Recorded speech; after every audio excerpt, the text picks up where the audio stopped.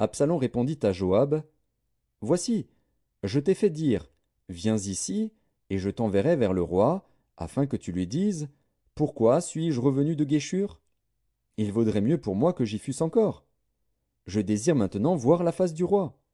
Et s'il y a quelque crime en moi, qu'il me fasse mourir. Joab alla vers le roi, et lui rapporta cela. Et le roi appela Absalom, qui vint auprès de lui et se prosterna la face contre terre en sa présence. Le roi baisa Absalom. 2 Samuel, chapitre 15. Après cela, Absalom se procura un char et des chevaux, et 50 hommes qui couraient devant lui.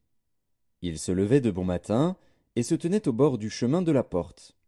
Et chaque fois qu'un homme ayant une contestation se rendait vers le roi pour obtenir un jugement, Absalom l'appelait, et disait, De quelle ville es-tu?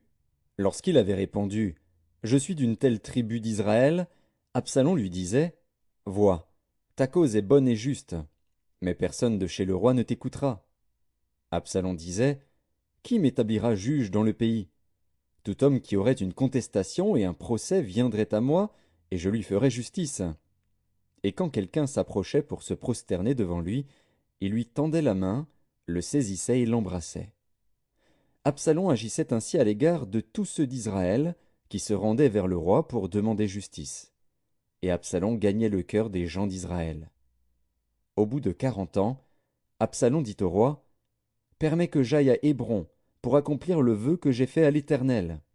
Car ton serviteur a fait un vœu, pendant que je demeurais à Guéshur en Syrie.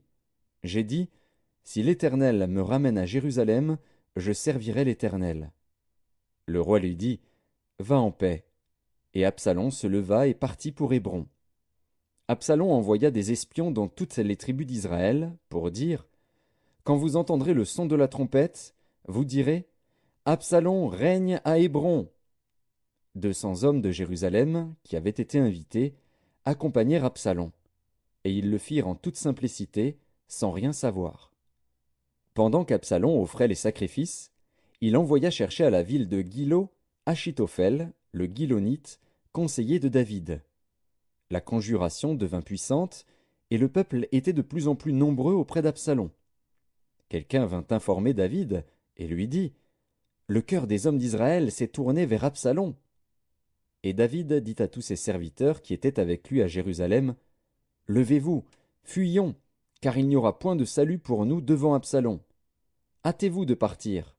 Sinon, il ne tarderait pas à nous atteindre, et il nous précipiterait dans le malheur et frapperait la ville du tranchant de l'épée.